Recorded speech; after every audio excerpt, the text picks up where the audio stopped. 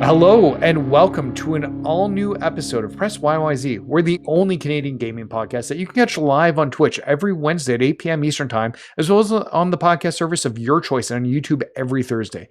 My name's Nathan. Hey, how's it going? And today I'm joined by Cozy. Cozy, how are you doing? I'm doing quite well. If you heard a lot of mouth breathing noises in the last episode of the podcast, that was me getting used to my new microphone, but I learned a handy dandy technique that hopefully will prevent such noises from interfering in this podcast's audio. Perfect. And also, returning to the podcast, AJ. AJ, how are you doing? Doing man buns is hard when you have long hair. Do you have any tips, Nathan?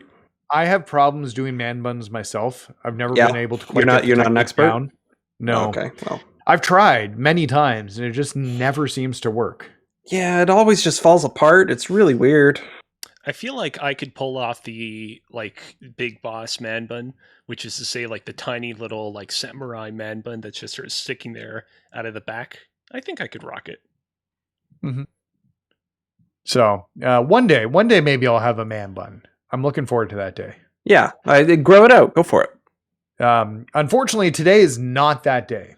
Oh. Before we get started, a quick reminder that we always stand against everybody here at Press YYZ stands against discrimination of any kind, and we appreciate however you choose to give back to our show. There's no better way to support us than being excellent to each other. Well, I can tell I haven't hosted in a little while. I don't have my verbiage down as much as I used to. Hey, a few quick house. It's all right. You should be good with words with Wordle going around. Come on. Oh, yes. I'm an expert. I'm like, wait, we'll come back to Wordle. Okay. So quick housekeeping. I'm going to be playing Mortal Kombat again tomorrow. I'm definitely going to be finishing the main campaign and jumping into the DLC Aftermath content. And I don't know how much is there or how many chapters there are. So we'll see if we can push through the entire Aftermath or it goes into the next week. So, but definitely we're going to have a full night of more Mortal Kombat story. I'm really enjoying what they've done with the time travel, moving the characters from the different realms, them getting to react to each other. So it's been a lot of fun. NetherRealms does story so well. I've said that before, and I'll continue to say that. Nobody does story quite like NetherRealms in fighting games, and I wish other fighting games would take cues. So, and then beyond that, this is a little bit of a teaser for what our next weekly play-along is going to be. But Cozy, Monday, you're playing Nobody Saves the World? Yes, that's right. I'm playing Nobody Saves the World. I am very excited to see what the latest game from the studio behind Guacamelee and Guacamelee 2 and Severed has to offer us. And if you, within the Press YYZ community, are also going to be playing Nobody Saves the World and want to play along, hit me up on Twitter or on the Press YYZ Discord, because the more the merrier. I'm like 2 hours into it, maybe 3 hours into it. I'm having a lot of fun with it so far. I don't want to get into my thoughts because we'll save that for once we've beaten the game, or played the game enough of the game to talk about it. But I'm having a lot of fun with it. Drinkbox has the special sauce. Hell so, and I've loved Drinkbox games. Severed, you know what? Give me a Severed 2 on the Vita, please. I know that's literally impossible now, but just do it anyways. Well. So. All right. So, with that being said, we've talked about the next play-along. Oh, Cozy, our date for that play-along will be February 2nd then for Nobody Saves the World? Am I doing my math right? It will be on January 24th. Oh, you mean the date on which we will be reviewing Nobody Saves the World? Yes. Yes, it will be February 2nd. The date on which I will be playing it live here on twitch.tv/PressYYZ will be January 24th. Okay, perfect. Yeah, so January 24th, Cozy will be playing it. We'll be talking about it on February 2nd. Look forward to that. Please be excited. With that being said, so I'm just looking at what we've been playing here. Obviously, we're going to save the Gunk as a major topic of our show. So, Cozy, you've been soaring through space as a Guardians of the Galaxy. Why don't you tell me a bit about that? Yes. So I picked up Marvel's Guardians of the Galaxy back at the end of 2021. I had grand aspirations to play this game alongside Deathloop. Deathloop ended up taking up quite a bit of my time, so I wasn't able to kind of factor both games in there. But I did want to get to Guardians of the Galaxy sooner rather than later. And this past week, I was like, you know what? I have the itch. Let's go ahead. Let's plop that disc in there, wait an hour for it to download all its patches and whatnots, and let's jump right in. And let me tell you, I beat this game, and I am quite impressed. I don't think that Eidos Montreal's latest opus is a absolutely perfect game. I think that there are a lot of things that I can point to that are less than stellar, but at its best, this game reminded me so much of Uncharted during its golden age, during the PlayStation 3 era. I feel like, in the years since the release of Naughty Dog's seminal trilogy, we've gotten a lot of other games that have featured a lot of Uncharted-like elements, or even games like the modern Tomb Raider reboot trilogy, which, in many ways kind of rip off those games. But I feel like very few games have come as close to just kind of capturing those games' sense of kind of swashbuckling adventure the way that this game does. This game does a really good job of kind of taking those games' sort of base formula and adding just enough extra complexity onto it to feel like a modern 2021 game, but not so much that it feels like it's overdone, feels like it's sort of overcooked. The writing across the board, consistently excellent. I was kind of so impressed by the kind of moment to moment conversations that the Guardians have with each other, to the point that I'll just outright say it. I think the writing in this game is stronger than even the movies are.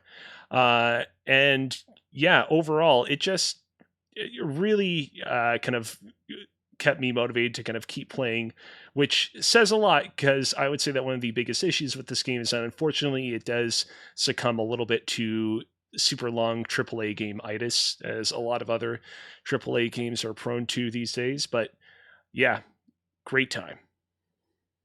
Okay, so so this is one of those games. I know Mitch really spoke highly of this when he played it. He was a big fan, and I've actually heard a lot of those same compliments bevied at it, that it's a lot that better than some of the movies. So I'm really glad to hear that.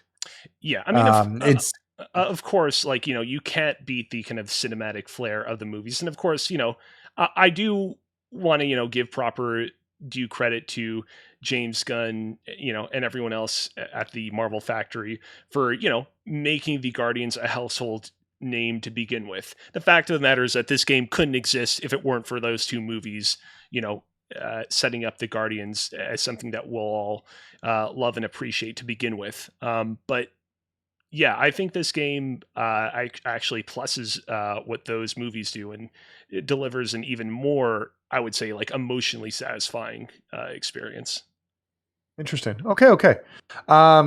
That's awesome. I'm looking forward to hopefully getting a chance to play it. I have it. I just haven't had a chance to play it because other things keep popping up, but it's on my list of things to get to. So I'm looking forward to being able to compare notes with you guys on it. Yeah. Now, and I'm going to try. I just want to say, unfortunately, Mitch couldn't join us this evening. He was real pooped out from some snow shoveling. I will be playing through this game again because there are a lot of collectibles that I miss, and apparently like a lot of diverging paths that you can take via dialogue choices that can allow for some pretty different outcomes. So hopefully when Mitch returns to the podcast, we'll have an opportunity to chat about our shared experiences with this game.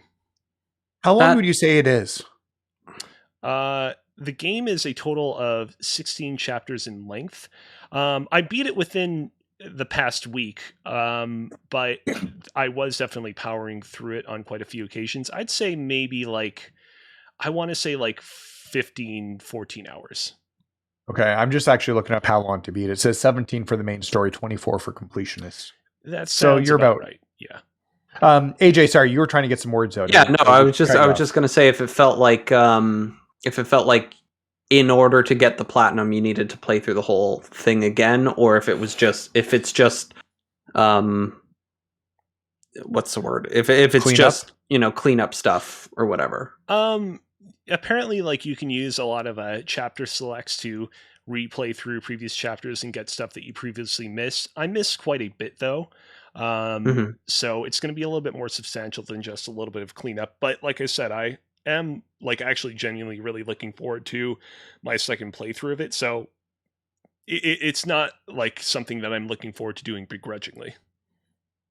Okay. Cool. Sweet. Speaking about James Gunn, I just wanted to say, if you haven't had a chance, check out the new Peacemaker series. The first 3 episodes, are up and watchable. It is excellent. John Cena is phenomenal in it as Peacemaker. It picks up right where Suicide Squad left, and features a bunch of the same characters. And it is the funniest show I've watched all year, and potentially has the best opening for a show I've ever seen. The best, Good to know. like, minute and a half. Even if you don't watch the show, just watch the minute and a half. It might convince you just to watch the show.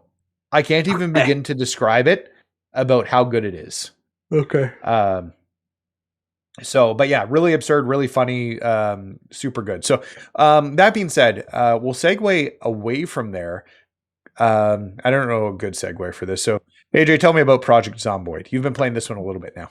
Yeah, I've been playing it a lot, actually. I think I may have accidentally left it running at one point, like over a weekend, when I tried to like remote into my computer and play it for a little bit. So the hour count might be skewed, but Steam says I've got about 150 hours into it. And oh, wow.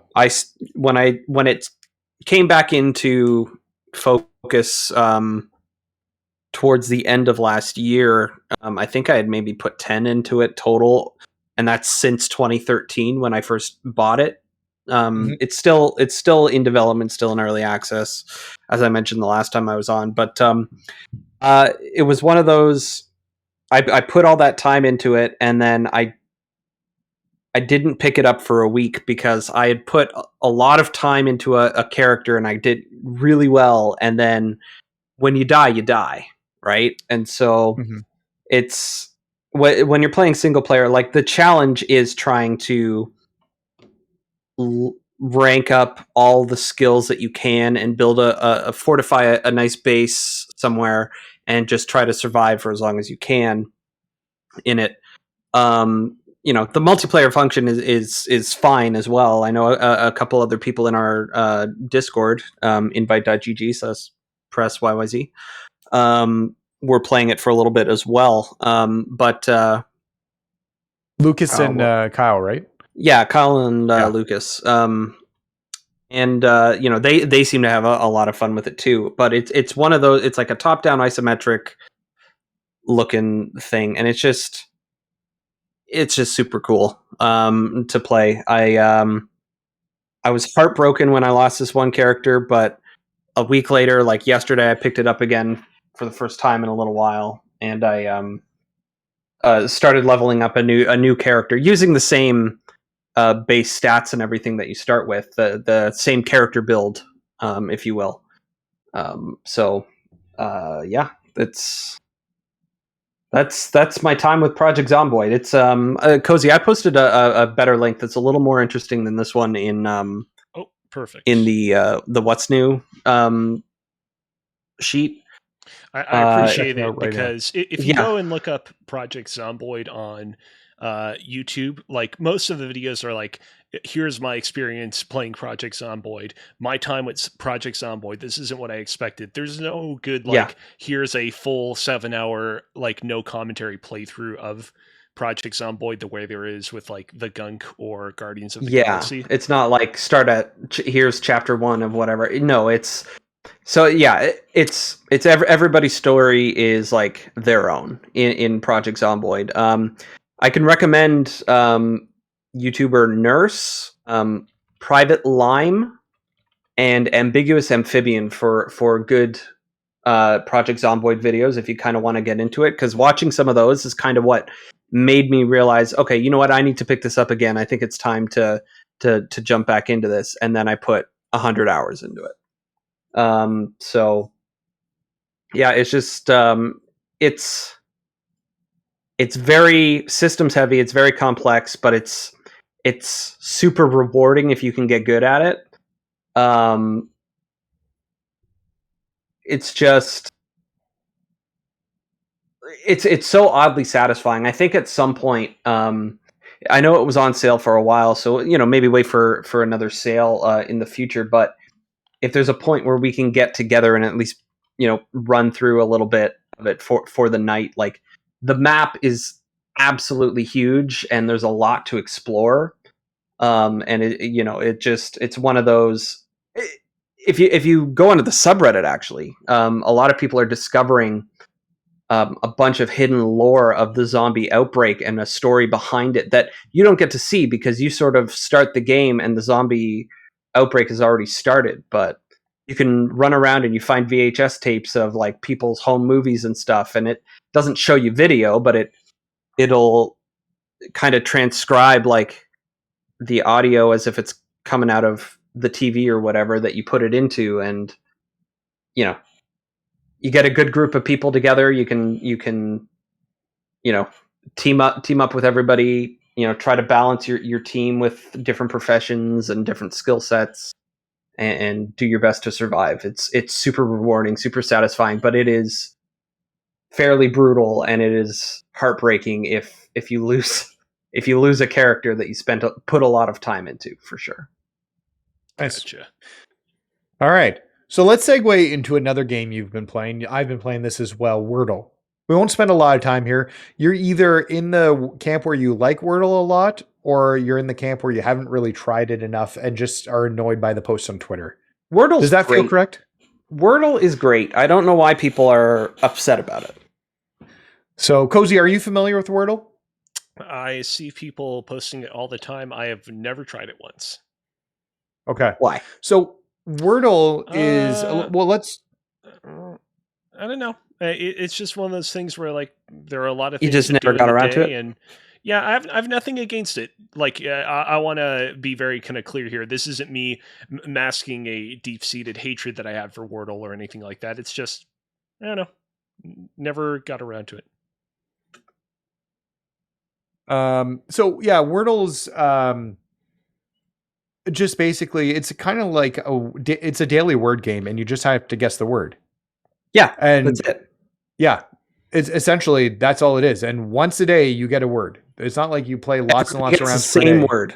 Everybody gets the same word every day. Sorry, not the same word every day, but like gets the same word every day. Everybody gets one word, and that word is the same.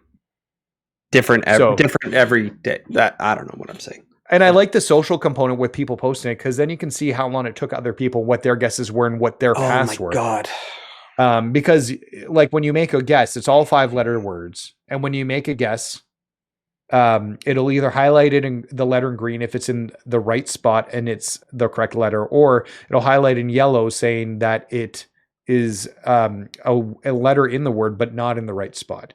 Correct. And it'll black out all the letters that aren't in the word. Yes. So it allows you to use deduction essentially as you get down. You get 6 tries to get it. I'm on a 26-day win streak at the moment with it. Ooh, lucky. Since I started. I've failed twice so far, and that's been in like the last 3 weeks or whatever. How did you do with today's? 4 shots. Without spoiling it yet, because like it's not tomorrow yet, but yeah, I got mine in 4. 2 people that I work with that I turned onto the game and taught about it got today's in 2. Oh my god, 2? Wow. Yeah, just randomly they guessed it. I don't know why. I don't know how. I haven't gotten 1 and 2. I average, I think 4th's my most. I've done 3. I've done some 6, but I've never had a 2 guess. Yeah. So it kind of like you don't know what it's going to be. It's just a fun, simple, like 5 minutes out of your day every day just to answer a quick word puzzle, which is kind of fun. And then sharing the results. When you first, challenge your brain first thing in the morning. That's what I like to do, and it's a good wake up. Like when you like a crossword puzzle is for some people in the newspaper or whatever. It occupies like the same space as that, where you sit down and you pick one hint at a crossword puzzle and you try and guess that one or whatever. Also, we'd be remiss to not mention Gary Whitta's new game that he worked on with the creator from Ding Dong XL, which is a game that I really liked as well, called Loodle.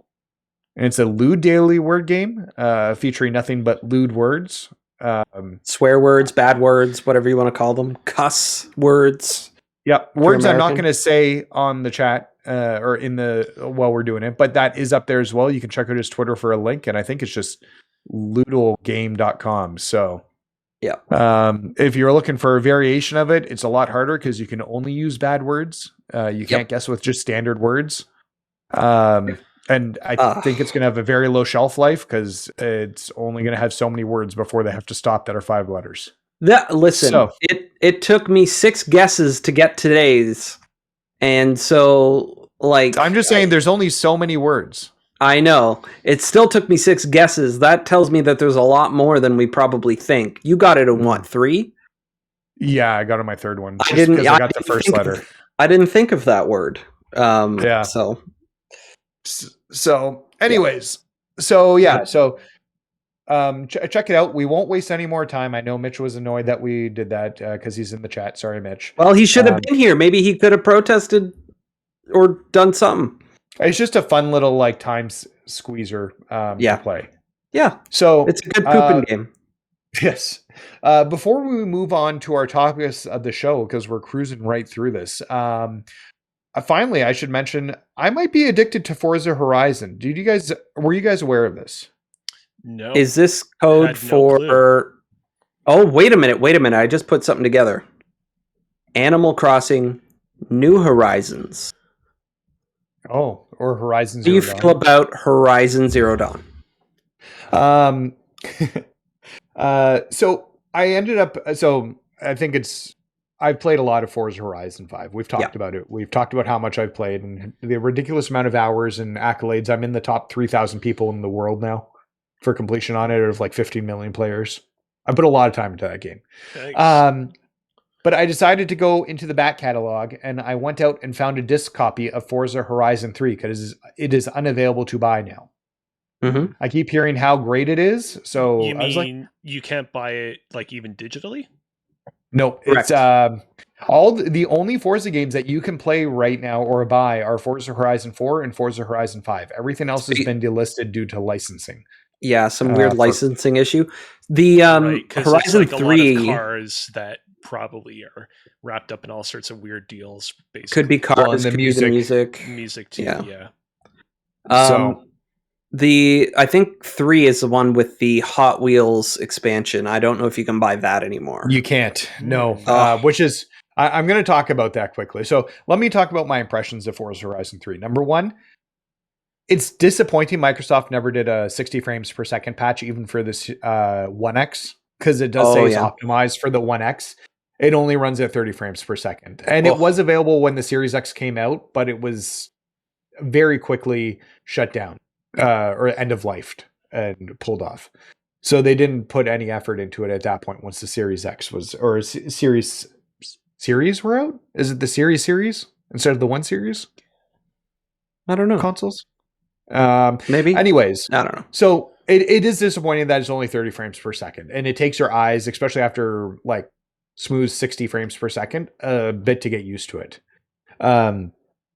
But the city's really fun to drive around with. It's interesting going back and like really I started with 4 and 5's just an evolution of 4. Did like you find could go between the two? That 3 was like really lacking in like quality of life stuff that 5 has an abundance of, or did you find them to be like pretty comparable, all things considered? It does a lot the same, honestly. It definitely, you can see different systems and like see where Forza 5 has done things better. At the same time, too. So Forza 5 takes place in Mexico. 3 actually takes place in Australia. And what I found was interesting was the Outback has all these like flatland places that you'd see in Mexico or that you'd see in Britain, because the last one was in the UK. But it also has a nice giant city too with big skyscrapers and stuff in it. I thought that was really cool. I will say Forza Horizon 5 has some great biomes, but it doesn't have any, like it's got a major city that's very authentic and realistic to Mexico, but I kind of miss having those skyscrapers and driving around the city. I just really like that in the in 3 here. So it's definitely interesting to jump back. I might actually go back and try and get 2 and 1 down the line. and actually get a little more time in with those. And so the other thing I wish that had happened, as the game has been delisted and is unavailable for sale at the moment right now, is that they had gone through the game and pulled out the advertising for the expansion packs. Because they're constantly showing me trailers for things I can't buy. Ugh. That's the worst. And they're on your screen on the map. Here, check out Hot Wheels here and check out Blizzard Mountain here. And then I completed a section like, here's trailers for both of them. I'm like, these look super cool. And you can't buy them at all. So I see AJ sending me something. I looked at that. They are out of stock on them. Oh, if you look at it. Oh, I didn't even read it. Yeah. Yeah, it says there's like a discount and that you can buy them. By the code somewhere. Yeah, but there's nowhere to actually click and actually get it. Anyways. I want to say, like, I understand not re-upping some of the Hot Wheels content that was featured in Forza Horizon 3. It'd be cool if they could figure out a way to bring at least some of the environments from some of the prior Forza games into the kind of Forza Horizon 5 suite. Because you have to imagine that, like, Colorado or, like, Northern Italy or any of these other places that the past games in the series have been to, like, probably don't have, like, a lot of... I mean, obviously, I'm not acting like it would be particularly difficult, particularly easy to bring these environments to the modern era. But from a like licensing legal perspective, there's probably not a lot of tape that you have to navigate around there. Honestly, like, and it's one of those things. So Forza Horizon 5 will have 2 DLC packs, just like they've done with the past 2 games. I don't know if 2 had 2 DLC packs. So number 3 had the Hot Wheels DLC, which looks super cool. 4 has a Lego DLC pack where you can actually make Lego cars and Lego environments and you race in a Lego world. Ironically, I'm not sure why they never just made a Forza Lego game. Because there was a while when Lego was licensing their things to, like, remember Lego Rock Band and things like that. I could see that actually working quite well.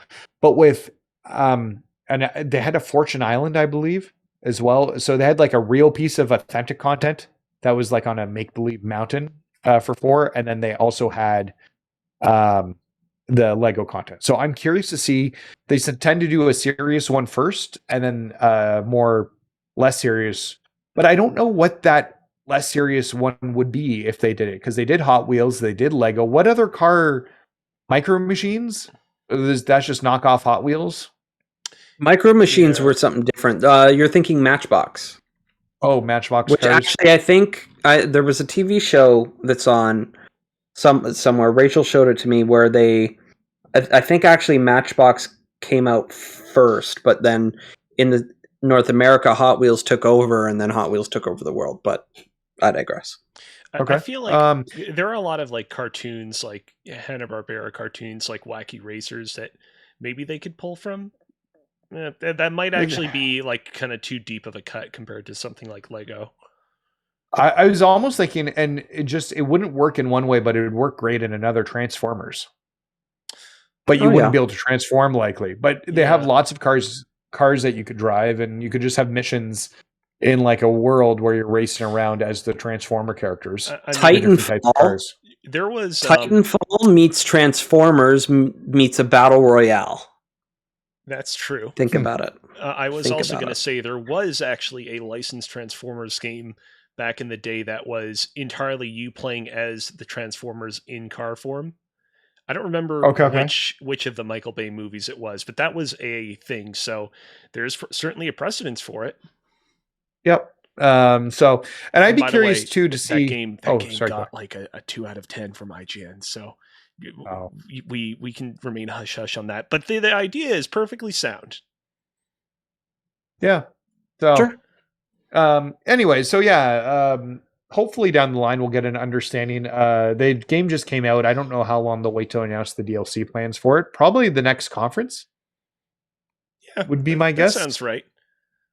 I mean, they've always shown off their DLCs at their big press conferences, right? Like I remember the Lego DLC for 4 was shown off at like E3 20 something something. Yeah. So, anyways, so if you want to check out Forza 3 still plays pretty well. It still races pretty well. It feels like Forza 5 in a lot of ways. You just don't get that nice 60 FPS. It would have been great. It would have been great. Did it make you sick like the time you turned off performance mode on 5? Guess what? I started on performance mode. I know, but like being at 30 FPS again, does it? Yeah. Because like I turned off performance mode on 5 for just to see, and it made me. I thought I was going to be ill trying to drive with it, and I had to turn it right back on. Yeah. I got used to it. Let me just put it that way. Sure. I got used to it. I'm getting used to it. You can definitely tell the difference when you switch between them, though. There's like night and day. If somebody ever says they don't understand that you can't see the difference between 30 to 60, have them play Forza 3 and Forza 5. And you will see the difference. Yeah. It's very, very obvious. So, yeah. But yeah, we're going to be waiting a while on whatever the next Forza content is. You know what we're not going to be waiting a while on? What's that? Our next topic of the show. Now, how do you guys want to divvy this out? So we obviously want to talk about the Activision Microsoft purchase. And the Gunk. We'd rather start with the Gunk and then move on to Microsoft, or start off with Microsoft and move on to the Gunk? Let's get the Gunk out of the way. Okay, sure. That's good. Let's clean this Gunk up so that we can have a nice, deliciously clean playground in which we can talk about the madness that is Activision. So, okay, let's do that. So, number one, before we give our feelings away in the game, how far did you progress? Cozy, you finished it, correct? Yes, I finished it. I believe I completed it on Thursday. It was definitely last Thursday. So it took me about like a week and a day. Okay. AJ, how much time did you put into it? I put a handful of hours into it. I didn't finish it. Okay. I just what I will call the Mega Gunk Tower. Okay. I just did that part. Okay. Yeah, that part. I know what you're referring to. Yeah. And I have played it exclusively using the cloud streaming, by the way. Oh, interesting. Okay. Yeah. So you might have a different take just because of the cloud streaming. I as well finished the game. I beat it like 2 weeks ago. I think I beat it in a period of like 2 nights or 3 nights max. I hear it's like 6 hours. Yeah, it's like 5-6 hours total to get through.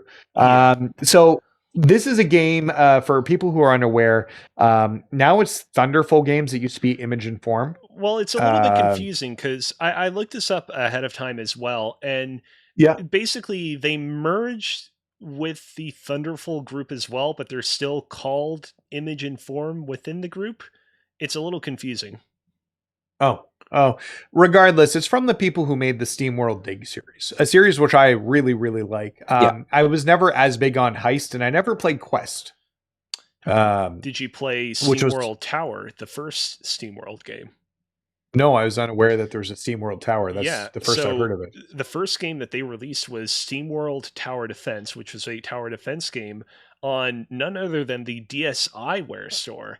So this is a studio that, like, back in the day was like, yeah, we're all in on Nintendo. We're releasing something on the DSiWare store. And it, did not make like a huge blip at the time, but reviews were like, oh, this studio has something to them. And lo and behold, when they came out with SteamWorld Dig, it was like, oh yeah, this studio really does have something to them. Yeah, SteamWorld Dig was phenomenal. I actually liked 2 even better. I think 2 fixed all the problems of the first one and gave it a more of a Metroid feel than the first one. Yeah, I'd say so. Anyways, I had high expectations going into this game. Unfortunately, I feel that the Gunk was aptly named the Gunk because I don't think it's a great game. I don't think it's bad. Yeah. So I don't think it's good either. And I think it sits in this middle realm. I don't think it's bad. I just it's meh. It's like a classic, like, not it's like your classic B game of the PS2 original Yeah. Xbox era.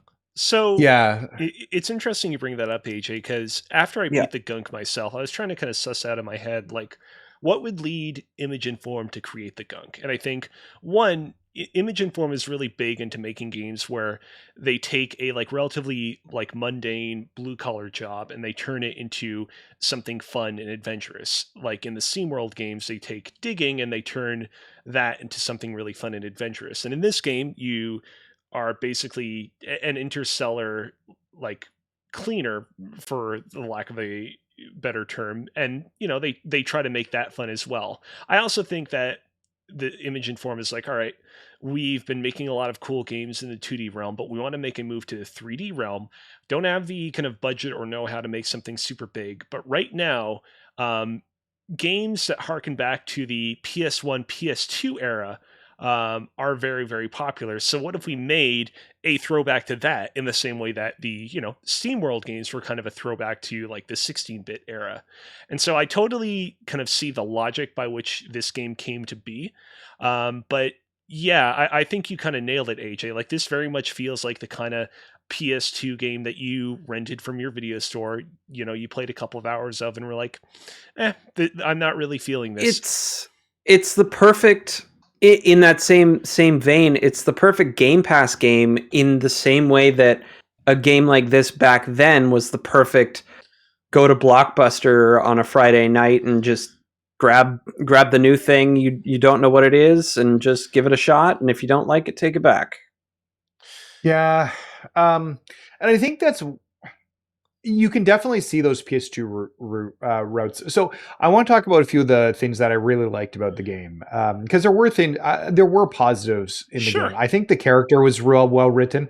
Actually, it was funny. While I was playing it, my son said it looked like Metroid a little bit, or had a Metroid style feel. And I'm like, well, you were on an alien planet. And there definitely are like a lot of Metroid Prime-esque influences in its gameplay, like scanning your environment, for example. Yeah. Which, so in this game, it should be pointed out, scanning your environment earns you XP points, which unlocks upgrades, which, playing through the game, I was like, oh, that's something that Metroid could maybe consider stealing from. That's actually pretty clever. Mm-hmm. So I think that was good. I think the relationship between, I don't even remember her name. Yeah, the names haven't stuck. The main character and her friend / girlfriend, they didn't really define the relationship. I wasn't sure where it was there. Whether they were just friends or more. I don't know. I didn't. It seems like they're friendly. So I was a little bit confused by that as well, because I understood that they were business partners, but I was always a little bit. It was unclear to me whether the person. They're a little flirty. It was unclear. They're a little flirty. Well, not just that, but it was also unclear to me whether the person with the gunk absorbing arm was the person in command of the ship, or whether the other girl was in command of the ship.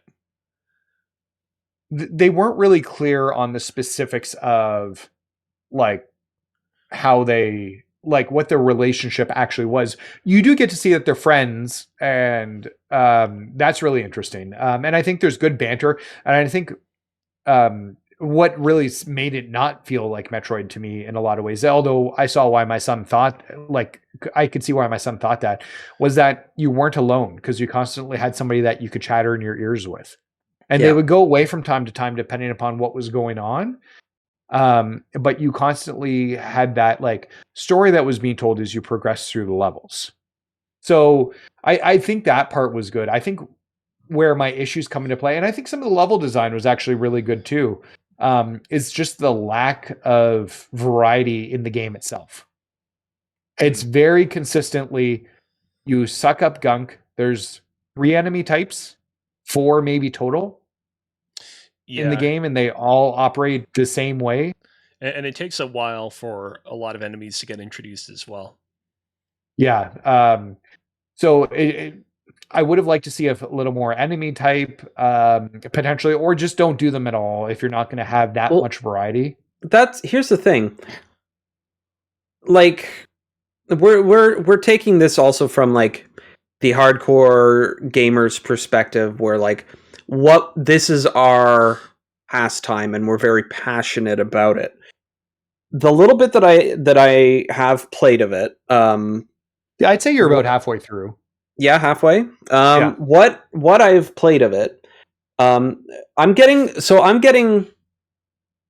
Not only am I getting those early B game PS2 vibes, but like the core gameplay and exploration of it, I'm getting mild hints of Zelda as well, especially just before that towers part where you have to twist the bridge parts around, and it all happens in threes, right?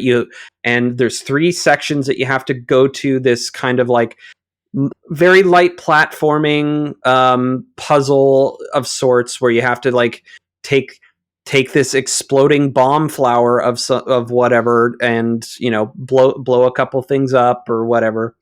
I kind of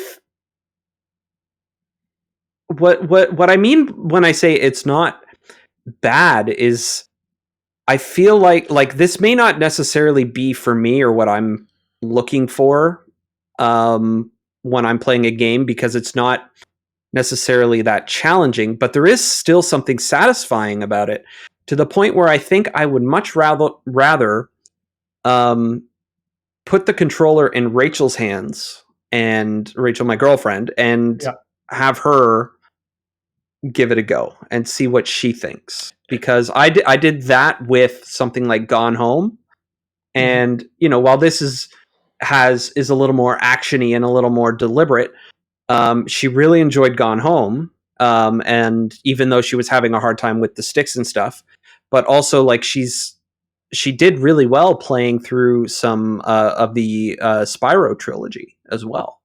Okay. So, and I will say, AJ, if you do ever return to this game, there are a fair few more Zelda-esque puzzles like the ones you're describing deeper into the game. That definitely isn't the last that you've seen of those. So it definitely has a fair few of that. And that's fair for it. And I'd be curious to see what my kids think of it as well. So I don't know. I feel like I just didn't enjoy it as much at the end. And I felt soured at the very end of the game so let's be honest, I like getting trophies and achievements. What? And I know, this is silly. Out of character. But I was gonna 100% this game. What did we just figure out what we're calling platinuming Xbox game? 100%. Isn't 100%? 100%. You could call it S rank if you want to be really cool. Okay, I was planning to S rank this game. There you go. I knew I'd find a vernacular for you. There was some issues with that though. Number one of the achievements is tied to scanning every single thing in the game. Apparently, I missed one. I didn't scan one thing. And was is it the like something that you can't go back and scan? I'd have to. It'd be like searching through a needle with a haystack, which comes to issue 2.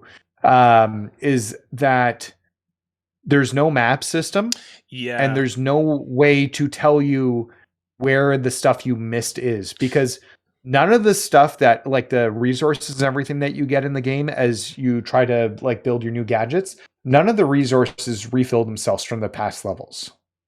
So there's another achievement tied to getting all of the resources. So you literally have to go through and scour the levels looking for the pieces. I was going on some message boards and people were basically having to go look in all nooks and crannies of the levels they already visited.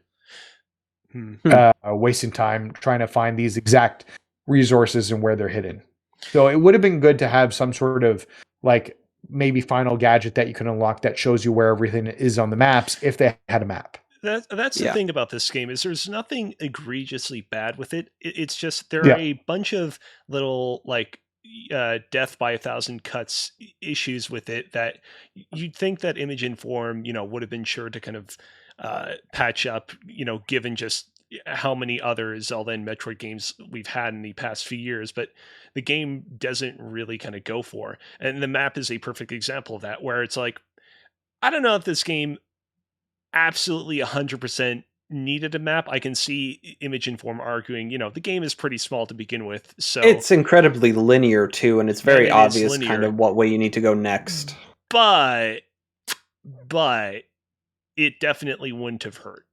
And I think that it would have definitely made a kind of sizable difference. And there are just a lot of other little kind of things like that here and there.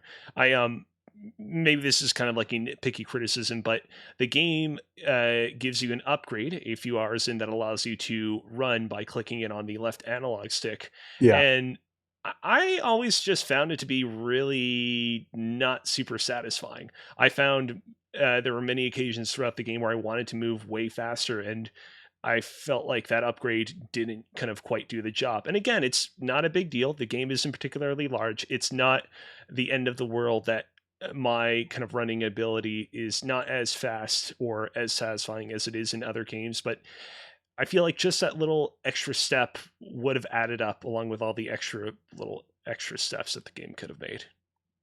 So my only other gripe with an achievement, because there were 3 achievements I didn't get. There's achievements for how you take care of some of the creatures and monsters. AJ, have you come across the giant bull goo? No, not yet. Okay, there'll be like I've seen like an artwork or something that might be that, but that's about it. Okay, there's a giant, like it's like a giant bull and it charges at you. And one of the achievements is get 2 of them to charge into each other, and the achievement's not specific whatsoever when you're doing it. About like what it just says creatures. It's not which creature you have to do. So I was trying to get other creatures to do it throughout the entire game and couldn't get it to work. And then when I hit the end, I found out that it was really only possible in one section of the game, chapter like 7 or something. And if you wanted to get it, like you could potentially do it during the last boss without spoilers, but the last boss can also incinerate them, meaning that they don't crash into each other. So that just feels like a poorly laid out achievement. Once again, it's just death by 1,000 cuts. I know for a lot of people, they're not even going to notice it, and it matters. Like, it's obviously a very independent game, and I don't know how big their team is, but depending on the size of it, this is probably also incredibly ambitious for what is here. Totally. Yep. And like, I think, given that context, like, I think it's good enough. I think it just shows the benefits that a little extra resources can provide. Resources being time or money or both or what have you, or people or anything. The benefits that can just sort of give you as you're making a game and whatnot, just to kind of think these things out, like, 2 heads are better than 1 or whatever. So yeah, I'm a little more positive on it, even though so I played it exclusively with the cloud streaming, which worked really, really well. I've had past issues with Xbox cloud streaming, depending on where I was and what building I was in or what have you. But this time, like I don't know if they fixed that, some of that issue or whatnot, but it worked really well. It feels really good. I'm not getting any weird lag or anything like that. And the what is it? It being kind of like a little slower paced and a little more relaxed, actually kind of enjoyed, because I'd play it a little bit after work, and I'd when I want to relax, is instead of losing my zombie survivor again or something like that and being heartbroken about it,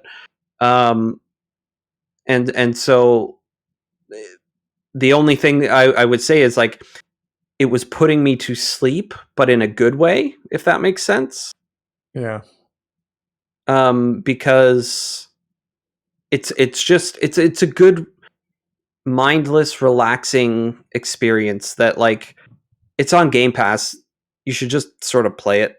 Just like, even if you don't end up caring for it at the end, I don't think it's a waste of time, but it's a good time passer, and you can just pick it up and move a couple, stages away or whatever, a couple, I'll call it rooms away, and go from there. But Yeah, and you know what, AJ? I think I was closer to your feeling. I think on hour 3, hour 4. Yeah. I think it was by the At the time I hit end. hour 6 yeah, that I was like, they could have cut a bit of time off here because Sure. it just got really repetitive in the end. a bit of time, or add a little more in that time to make it more interesting. Yeah. Like I said, it's not necessarily a bad game at all. Yeah. It's just, it's very, sorry, go ahead, Cozy. I will say though, to talking about the game's repetitive nature and how it doesn't really vary all that much up in its latter hours, I did find that Chapter 7 of the game provided a bit of a nice welcome change of pace. I'm going to go a little bit into spoilers, so everybody who doesn't want to be spoiled, you can Press the button. Press your button, clasp your. Oh, that's right. That's right. You It's have a been spoiler button. quite some time since I've hit the spoiler alert button. Let's go ahead and do that. So yeah, Chapter 7 of the game. It's, I would argue, probably the shortest of the chapters in the game. Basically, you're thrust out into a desolate environment that's overcome by the gunk. You're low on resources and low on health, and you're just moving forward and surviving. It's not particularly long. I don't know that it stands out in my mind as like the greatest of all time video game chapters. But it was a welcome change of pace that happened quite late into the game. And I did want to highlight that. I wrote that down as like, oh man, that was a pretty cool segment in the game. So even towards the end of it, the game has a few surprises up its sleeve. Yeah, that's fair. So where do we fall on the gunk? I don't know. We talked about doing these reviews and playing them all together. Do we have a rating system? Do we score it? Do we just say play it, not play it? Like, what are your guys' feelings on this? And how we approach this going forward. I like the 5-star system because 10 point gets too granular, and everybody, like, a good game is a 7. But if it doesn't, in most outlets, if it doesn't score a 9 or a 10, it's, people think it's shit. So like, or like not worth their time. So I think a 5-star system is like, if we're going to do that, I think that kind of. Or even do we just keep it like play it, don't play it? Hell, you know what? Everybody can come in with their own review system. If I were to, what I would say is this game is a 3 out of 5 stars. What would you say, Nathan? Not stars, but if you were thinking about it, what would you? I'd have to think it over and see probably a play it and then see how you feel about it. It's free on Game Pass. So yeah, like if it wasn't, then yeah, if it wasn't, it'd be a little bit different. I'd probably say depends what the cost is and like if this sounds right for you. Yeah. Game Pass, because normally I'd say buy it, buy it or not buy it. But it's on Game Pass, so there's no harm in trying it and see if it jives with you. Mm-hmm. And like I said, the first few hours were good. So I am going to be a little bit more of a downer and say that if we're reviewing it on the 5-star scale, I'd give it a 2-star rating. And then, it's really worth pointing out the 5-star scale is not the same as the 10-point scale. Me saying it's 2 out of 5 stars is not the same as saying it's a 4 out of 10 or whatever that even means to you to begin with. To me, 2 out of 5 stars in this case means, even factoring in the fact that you can play it for free on Game Pass, I still think that there are just so many more experiences, even of decent quality, that I think you would be more advantaged to go and check out. I don't think this game is like outright terrible. I think it's still very functional and has its positive moments here and there, but ultimately those positive moments just don't add up to enough for me to give it any higher of a score. I think that's fair. Your time's limited. With no matter what you want to play, and is there a better experience on Game Pass out you could play instead? So, okay, well, that's our thoughts on the gunk. Yeah. So thank you, everybody. Guys, thank you I for do playing. wanna- I really like this. Sorry, go ahead, Cozy. I do also want to add in one last thing, though. I do Yep. think that context is everything, and the thing about this game is going into it, like Microsoft showed off this game at quite a few major events. I'm pretty sure they showed it off like a couple of times in their E3 presentations, even. There was at Am I least one right? showcase. There was at least one showcase. I can't There was at remember least how many one times. show where everybody laughed at a title called The Gunk. And like it's not it's is it a bad name? I mean, sure in the grand scheme of things, but it works. We know what it is, so Putting aside, whether people thought the Gunk was a funny name or not, like the fact that Microsoft felt confident enough to One showcase this showcase. game. Okay, Mm. even so, the fact that Microsoft Yep. felt, confident enough to showcase it in a E3 presentation, like it spoke to me that this was going to be of a kind of much higher kind of level of quality than what I ended up playing. And so I do definitely think that brought it down for me a little bit more. If you're somebody who has not seen the past couple of years of Microsoft presentations and didn't view this game in that light at all, maybe you might get a little bit more out of it. Well, and that I think it's setting expectations correctly, because you're right. I think typically when you see stuff at the Microsoft, because it was the June 24th. I just had it up here. July 24th, 2020, Xbox Series X Games Showcase. Right. So it was the first major showcase they'd done for the Series X to talk about what was coming. And it would, like, there's pedigree with the developers too. I will say, maybe my last thing before we wrap up, because I had already started to do that, is that there's building blocks here for a future game, and I think that Image and Form is still very much capable of putting out For a good sure. 3D platformer, because they're doing a lot of really good things here. I think they just need to have a little more content. And let's be honest, COVID sucks and has probably affected everything. Oh, for sure. So, all right. So, let's transition away from talking about a Microsoft Games Pass game and talk about everything that could be coming to Microsoft Games Pass. Yeah, that's one way of putting it. So I don't know if you guys have heard. I don't know if you haven't heard. Where have you been? But fuck Bobby Kotick, first of all. Yeah. Well, fuck Bobby Kotick. As Fuck always. that guy. He's Bobby terrible Kotick, and more should like step down. Bobby fuck Kotick. Yeah. All Nailed right. it. All right. So, but we woke up yesterday morning and found out Activision had been bought by Microsoft for Activision Blizzard, yeah. Activision Blizzard for $68.3 billion. A lot of which money. is freaking like, it's a lot of money. And when you look at what they bought Bethesda for, or even what Disney paid for Star Wars or all of Lucasfilms, it's like way over what we expected. And whenever we've talked like Microsoft acquisitions, we've talked about things like Sega. We've talked about smaller companies. Bethesda was really, I think, our pipe dream of like the biggest they would get. At no point did we ever talk Activision. There was thoughts like over like the last few years that maybe EA. Yes, maybe. I've heard the EA stuff, but we kind of, I think, ruled that out because nothing ever came from it. Yeah. So, and let's be honest, Activision's doing fine. So it just kind of seemed weird, not like financially, not company wide, or treating its people fine. Just to be clear, they suck at that. Can confirm. So yeah, I think it was just really surprising to wake up and find out that Microsoft had been bought by, Activision had been bought by Microsoft. And believe it or not, people have opinions about this. Would you believe that? What? Oh yeah. So there's very happy people. There's very upset people. And there's concerns about antitrust and monopolies. Yeah. That are going on here.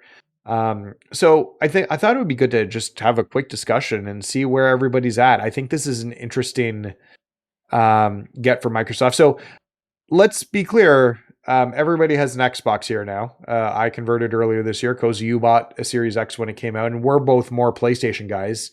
Am I correct to say that, or at least have been PlayStation mainly guys? Yeah. Cozy. Oh yeah. But this year I bought into the Series X because of Game Pass, and decided that I would take a jump into it. AJ, you've always been an Xbox guy. Yeah, But since the 360, I've always been an Xbox guy. So yeah, so and in terms of, so I guess that's where it comes from. So we're seeing two sides here. Number one, we're seeing people on the Microsoft side thinking this is a great purchase because theoretically, all these games from Activision are going to be coming to Game Pass day one, which is a big get for Game Pass and for Microsoft. And you can expect that back catalog to start being filled. I don't think when Bethesda, they waited to add all the games to Game Pass. I think some of it started coming before the deal closed. Am I correct? Ye I think so. Like, contracts are weird. They probably could have made like a Game Pass deal separate. Like, hey, Yeah. as we are separate entities here, let's just put this on here. But we are going through with this and whatever. But I think there were some things that were on there beforehand. So there's potential for seeing game like some of the Activision franchises to come sooner than later to Game Pass, because they are all going to end up on there. So you have those people. You have the PlayStation people who only have a PlayStation and don't have an Xbox, and they're really annoyed because the likely truth is, and as much as people are saying it won't go exclusive, because I've seen that, and I said that about Bethesda games, and I was wrong initially. Call of Duty is going to be locked to Xbox. There's going to be something weird about that. I forget the exact verbiage that they used, but the way I could kind of see it going down is something like Warzone, with how big it is probably going to stay free to play everywhere. But something like the campaigns or the like traditional arena like multiplayer that Call of Duty has is probably what goes exclusive to Xbox. And that's kind of where I was seeing it too. I think they keep the platform alive, although if they move to a new platform for Warzone at some point, I could see that not coming to PlayStation at that point. Warzone 2, maybe not. Yeah. Yeah. They'll continue to support the existing platform that they have with Warzone. But they won't have it on Diablo 4. They never really talked where that was coming. And that maybe it will actually happen now. Yeah. Maybe they can fix the teams and fix the what's going on over there. So anyway, you've got negative people there. You've got people happy that Microsoft bought it to fix the mess that Activision Blizzard's in, and to hopefully fix the problems that are within that company. They've fired, I think it was 50 people. Oh, did since they? last year? So I was right. So they've made it was just announced, I think, before this, but they've made 50 terminations of people since for workplace conduct. Which you fired 50 people for workplace conduct. There's a problem in your workplace, and there's issues at the top. Yeah. Oh, yeah. So, but the other thing is that Bobby Kotick they cannot commit to anything legally about what's going to happen with him because he's an existing CEO for that job, and technically, this doesn't go through till June 2023. Yeah, is how long it's going to take to process the sale. So he would probably be staying on till that point and get a huge payout, which he doesn't deserve.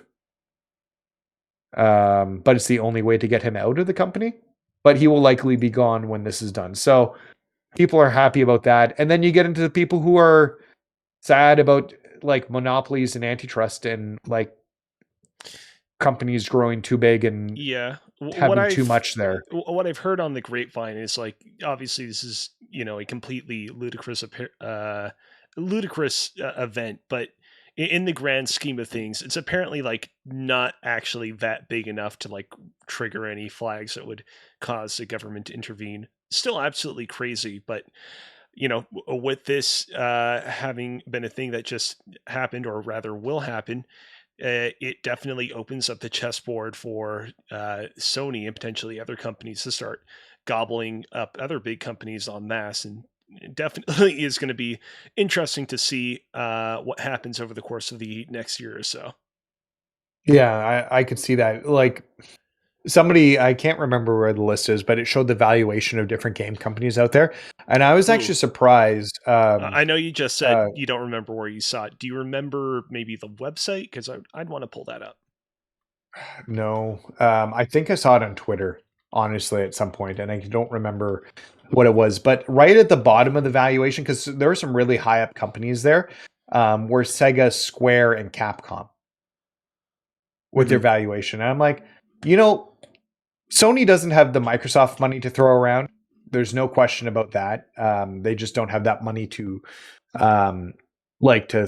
same amount of money. But they could pick up a Capcom or a Sega or a Square and put under their publishing arm. In fact, in some ways, you look at something like Square, they've had such a strong relationship with PlayStation that like Final Fantasy VII Remake still isn't on Xbox at this point. 16's only been announced for PlayStation. So, like I could see something like that happening. So anyway, so I've talked a lot. What are your guys' thoughts? How do you feel about this purchase? It's going to change the gaming landscape for like how we know for the next several years. What do you guys feel? I just want to say very quickly, I found an article on a website called GameZone.co that lists a bunch of game companies by their market value. This is, well, I mean, technically, it is still prior to the merger of Microsoft and Activision. Uh, Xbox currently at 4, and I believe Activision Blizzard at 7. I'll comb through this and see if I find anything of interest. Yeah, those numbers are a little bit higher than the ones I saw. Um, I think they had Activision Blizzard valuation at sitting around 50 billion. They actually, it seems like they overpaid for it. This is by market value. So Keep in mind, it's possible maybe it's so, something else. Yeah. Mm-hmm. Keep in mind that, because, shareholders and stakeholders always, make rash, well thought out decisions when investing in stuff. Sony's the PlayStation dropped a good what was it, 20% on 20%, yeah, in market value stock. because people are fucking idiots. Like, oh my god. Yeah, this isn't going to hurt PlayStation. I don't think. I don't. No, it does, but it also doesn't, because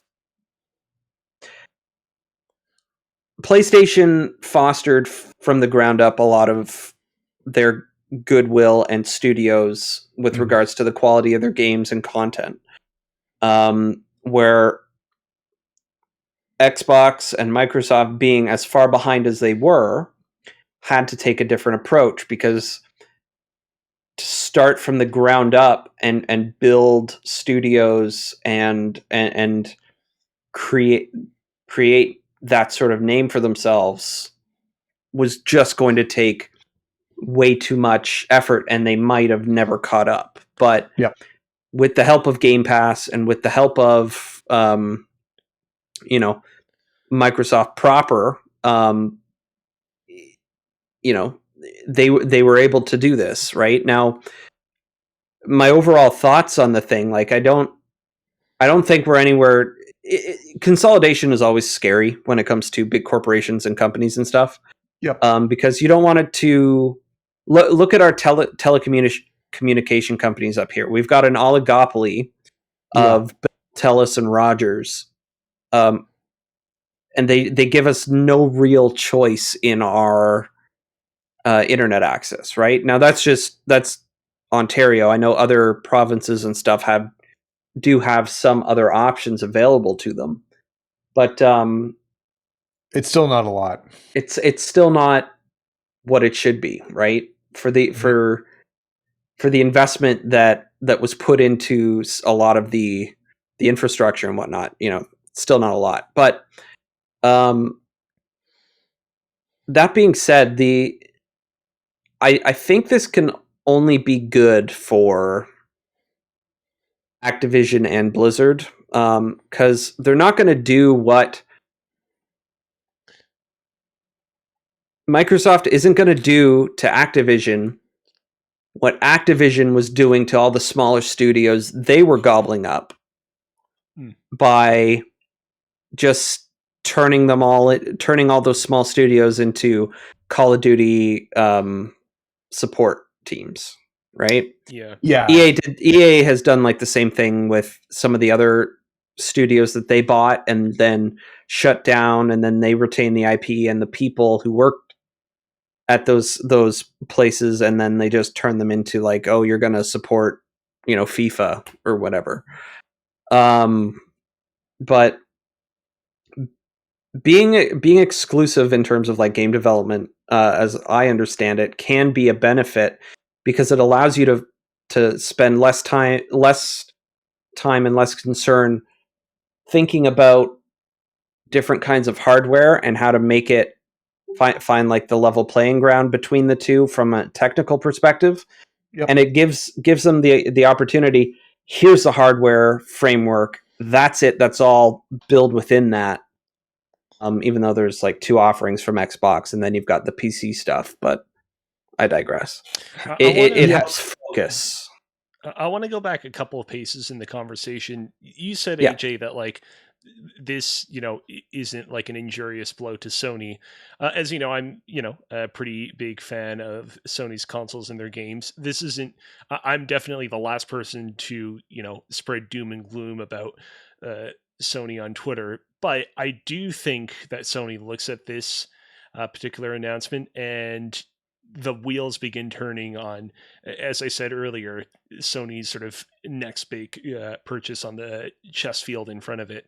I don't know that like in a hypothetical future where Sony does nothing after this, Sony is utterly screwed.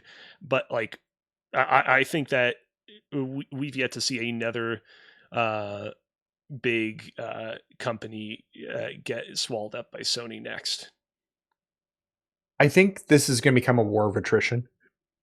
And we could see 2 separate boxes that play 2 separate completely sets of games.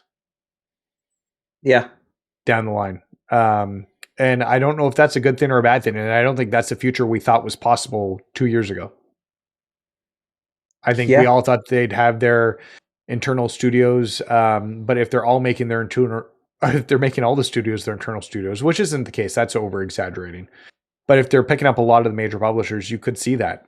So it's really interesting to think about. AJ, you talked a bit about like how studios were being shuttered into Call of Duty support studios. Yeah.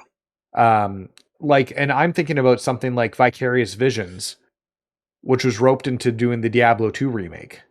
Yeah. And was put into Blizzard after the fantastic Tony Hawk Pro Skater 1+2. Yeah, exactly. They did a phenomenal job with that. And really, with the amount of awards it got and attention it got, should have been working on either an expansion for 3 or 4 or Thug, or a new game. Like, they should have had that option instead of being shuttered into that.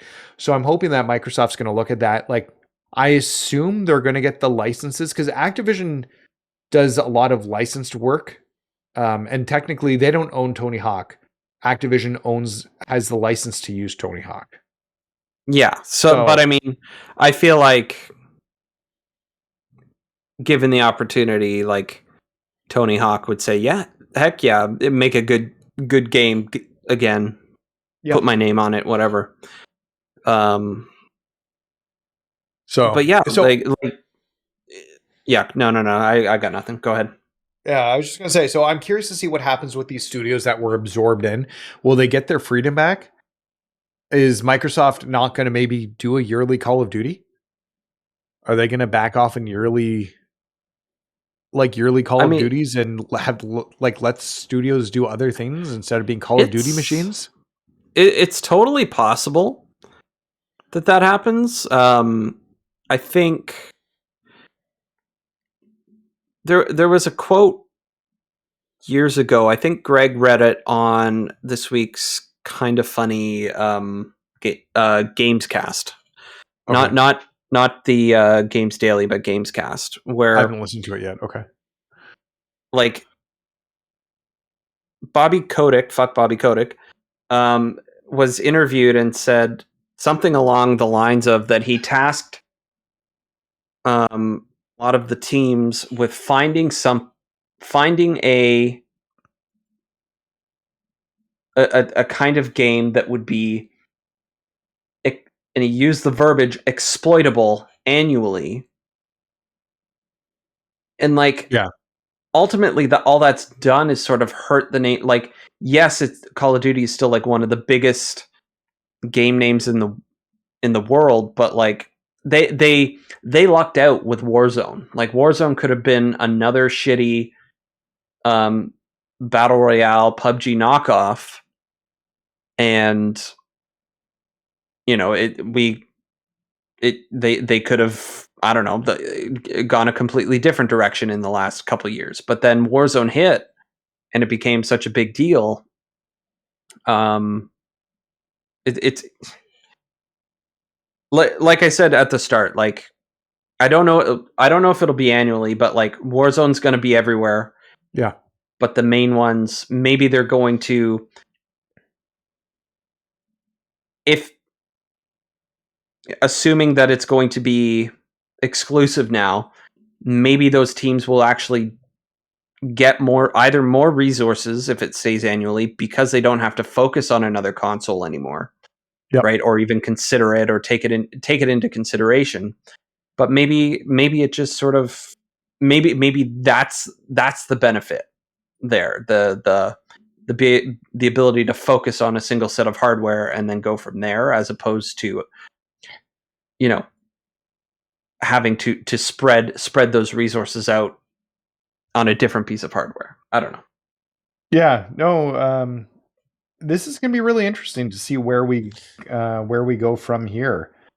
Cozy, what do you have any more thoughts on the acquisition or anything going on with it? I mean, I think we need to temper our expectations a little bit with regards to what kind of IP we might see revived because of this deal. Yeah. I suspect that something like Crash Bandicoot, for example, probably might receive another crack because of this, considering how, like, all things considered, decently well Crash 4 did critically and commercially. Um, Mm-hmm. but I think even something like Spyro, for example, which, you know, also had like a decently popular revival, I think something like that's future is a little bit more in question. Um, yes. Will they bring back Skylanders? Mm, I don't know. I don't know. Nathan? Probably not. Toys to Life is Ah, dead. If they do bring it back, it will be without the Toys to Life aspect to it. okay. Um, I could just, and honestly, they'll probably just focus on Spyro.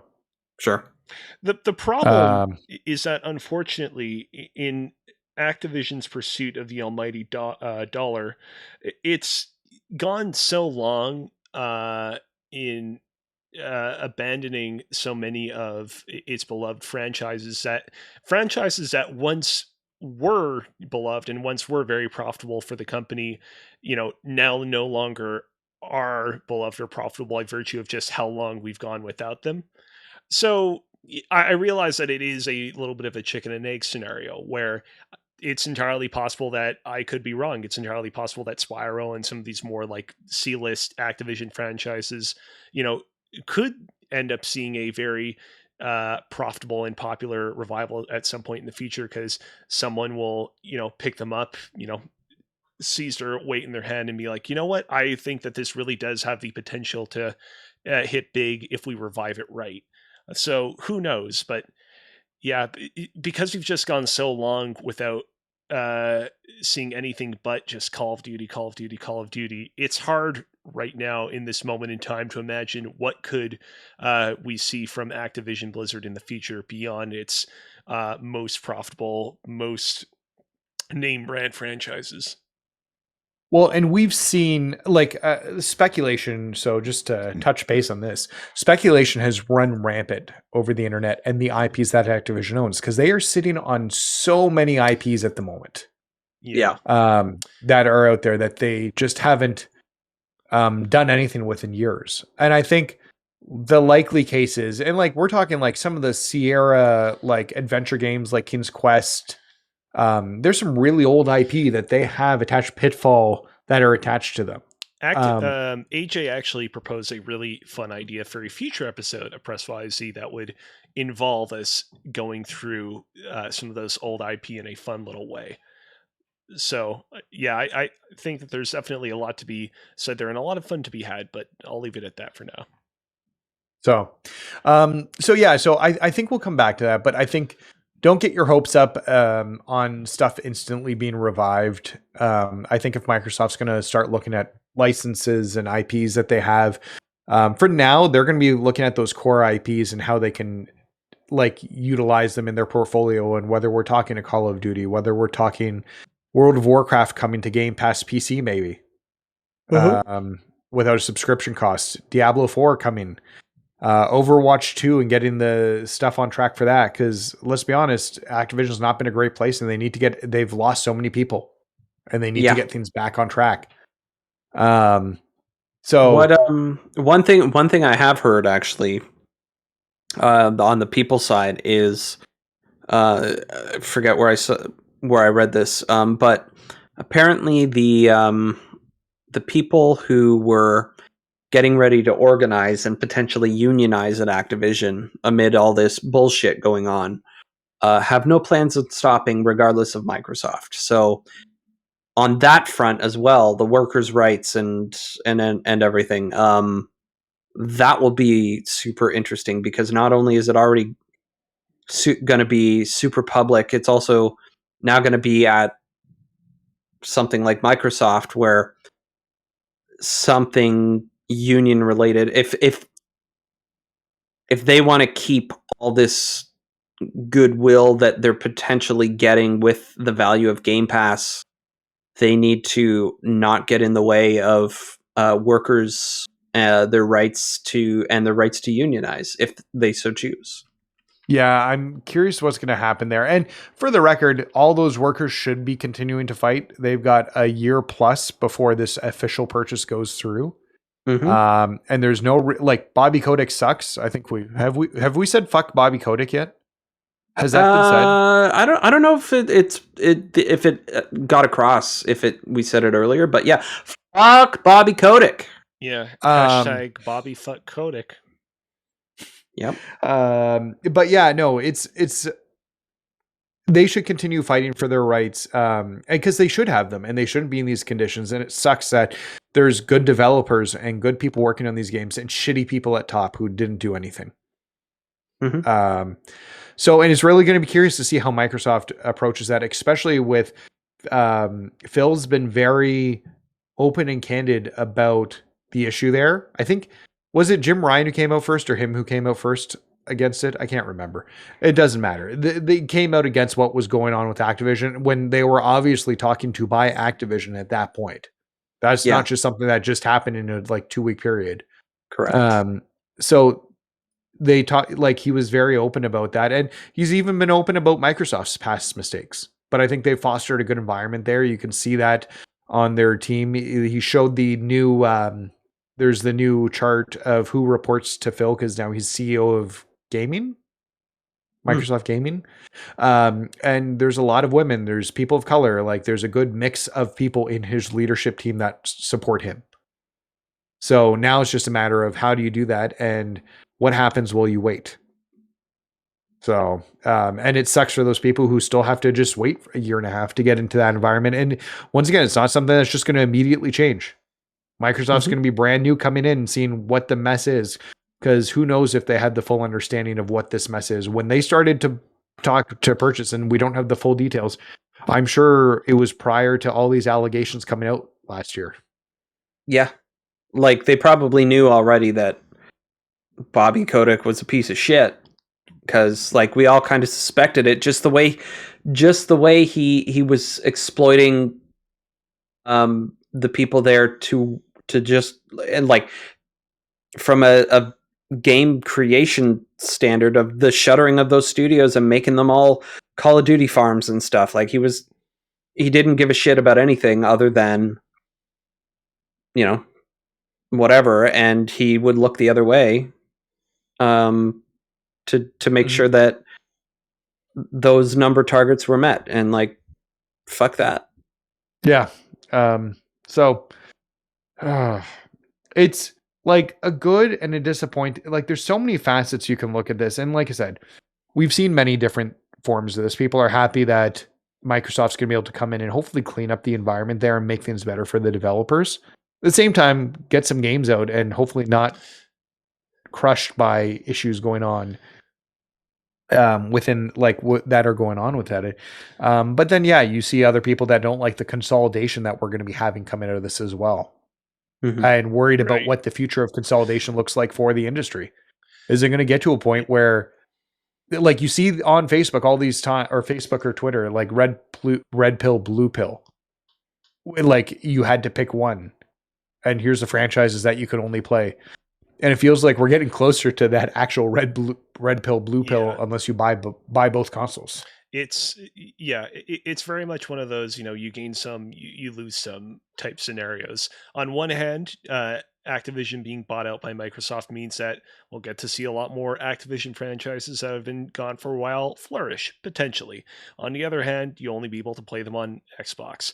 On one hand, you'll get to allow a lot of Activision employees that have only been working in Call of Duty really, stretch their legs and go back to franchises that will really challenge them in a good way, or franchises that they, originally, got their start doing. But on the other hand, because of the unique circumstances in which this acquisition happened, Bobby Kotick isn't going to really kind of pay seriously for the bad shit that he did during his time running the company. No, he's going to get paid. Like, he's going to make so much money off of this. This is not a negative for him in any way, unfortunately. Yeah, like I've seen talk of that going around, like them buying this means he gets, because he was like a big shareholder, he gets however much, but like, I don't know, something doesn't quite make sense with it. It's like, yes, he is. All signs seem to be pointing to, like, they can't say officially, but like sources are saying that he's going to be either removed or he's going to step down or something. He's going to depart at some point, Activision, as soon as the deal is done. And he's going to make just under 300 million in doing so. Yes, that's a lot of money for a piece of garbage, but I think ultimately the ends of him being out would justify just get him the fuck out, get rid of him, and let's get all of the other people on the right track who unfortunately had to suffer shitty working conditions under his watch. Yeah. It's just an unfortunate price that has to be paid. Like, yeah. He's going to, like, the net benefit is he's gone, and hopefully things will be better for the people. Allegedly. Yeah. I can't see a situation where Phil keeps him on board. No. Especially that he will be working under Phil. Yeah, that wouldn't make any sense. Yeah. So, because he would technically need to be, he would be reporting to Phil once that merger goes through. And I just don't see that happening. So, like, he's as good as gone at this point. That being said, it is what it is, and we still got to wait, and he's still going to get paid out when he leaves. And it sucks. Okay, so here's the thing. People are wondering like exactly how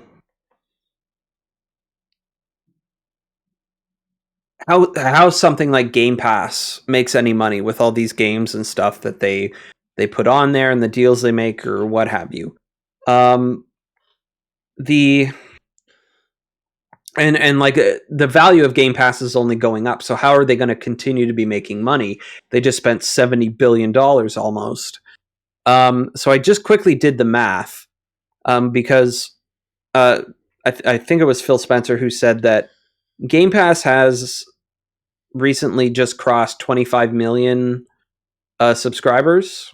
And that subscribers means people who pay about $20 Canadian every month for Game Pass, right?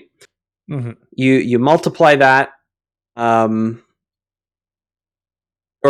sorry, you divide the you multiply the 25 million by $20 a month, you get 500 million, and you multiply that by 12, you get 6 billion. So theoretically, that 70, yes, they're still spending money to put games on Game Pass and pay for all that stuff. And they're going to be spending more money to get all the Activision studios and everything like up and running properly, making their own thing and supporting them. But they're going to be getting more Game Pass subscribers now. And this number is only going to keep going up. They're going to make that 70 million back in no time, in my opinion. So we'll see how it turns out. I don't want to go too long in the tooth. We've been talking about this for a while. Yeah. Let's wrap up with final thoughts from you guys. Cozy, what are your final thoughts on this merger deal?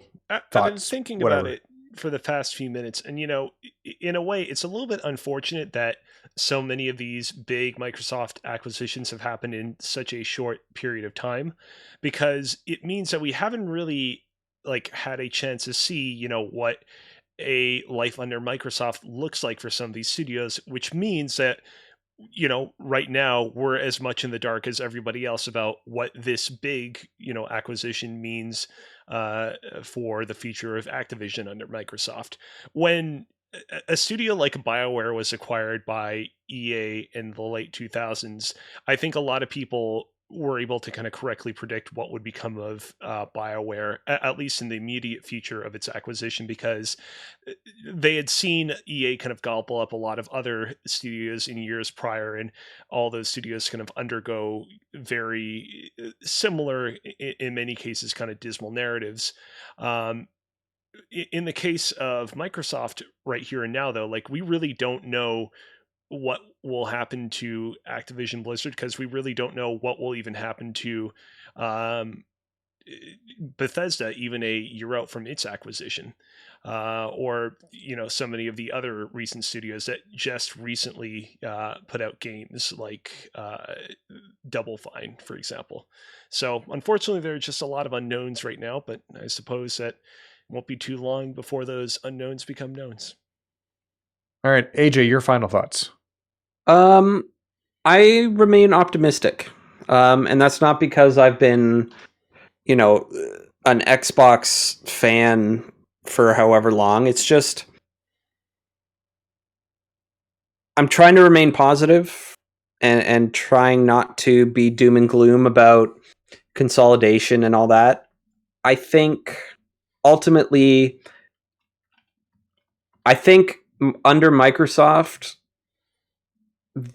the developers are going to have a little bit more freedom, and that's ultimately a good thing. They're going to be better taken care of than they were just under Bobby Kotick and the Activision Blizzard umbrella.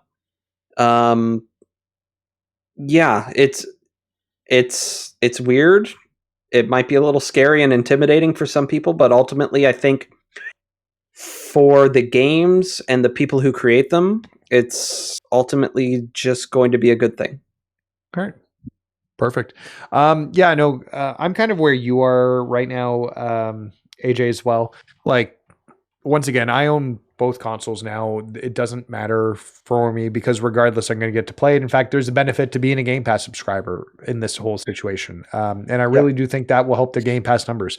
That being said, at the same time too, there's cloud gaming that you can do. You can buy a Series S, you can buy an old Xbox One and cloud game through that. At the current moment as well. So Microsoft's left a lot of options to play games. If you want to find a way to play these games, you don't necessarily need to buy a $500 console. So I think, and that was something that was pointed out to me by somebody very wise, TJ, when the Activision was bought out. And I was very negative when Activision got bought as a PlayStation guy, and I kind of came around to it, and that's when I made the decision to get my Xbox. You mean Bethesda? I think, You mean Bethesda? Or Bethesda, sorry. I'm getting confused in my head here now. That being said, I'm just more concerned about the employees themselves and the developers and them getting into an environment which is acceptable for them to be working in. Nobody should have to be in the conditions that they've had to be in for work. It's not acceptable. As we said, I think it's like 50 people have been let go from Activision for misconduct. That's unacceptable. Yeah. That you found at least 50 people so far who should need to be fired. That's just unacceptable that culture was fostered. And really, it does come down to the head. And I'm hoping that we see Bobby Kotick terminated at any point. Have we said fuck Bobby Kotick yet? I don't know if we did, but I don't know if we made it clear. We did definitely say Bobby fuck Kotick. Somebody did. Yeah, so fuck Bobby Kotick. Fuck Bobby Kotick. Bobby fuck Kotick. So, anyways, Kotick, so Bobby that's fuck. our thoughts. Our long meandering as we had conversations in different facets of this. This isn't going to be done with. We're going to be talking about this for months, probably, potentially years, and the ramifications it's going to have on the gaming industry. I'm very curious to see where this goes. So, all right. With that being said, let's wrap up then. So a few quick reminders. I'll be playing Mortal Kombat tomorrow, Mortal Kombat 11 story mode. So please jump in. Would love to have you join us. If you want to check out my prior play sessions, they're saved on Twitch. That happens, right? Am I correct? Yeah, I think they can go back and watch my the archives are there. I'm archiving all your streams. Don't worry. Okay. Oh, perfect. Good. So you can go back and you can watch the previous two if you want to get caught up on the story mode. It's a lot of fun. Go and check it out. Cozy will be streaming Nobody Saves the World, which is also our... Do we have a catchy name for the segment? Earlier we said play along game. Play along game? I feel is kind of a temp name for this segment, but let's just say that's it for now. If you have better names for this segment, let us know. By all means. So, yes. Please hit us up and give us what you think a good name for this segment would be.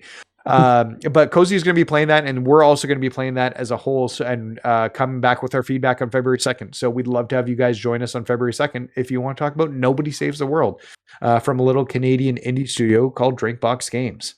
That being said, thank you to tuning in to Press YYZ. If you enjoyed this broadcast, be sure to follow us on Twitch, subscribe to us on YouTube, and rate and review us on Apple Podcasts, and I guess Spotify now too. We should add Spotify to that. You can also check us out on Twitter at PressYYZ. Slide into the Discord at invite.gg/PressYYZ to keep the conversation going. We have a lot of great chats in there. We'd love to have you join in. We even have a subthread for Wordle.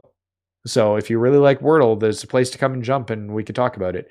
Until next time, thanks for playing, guys. Have a great day.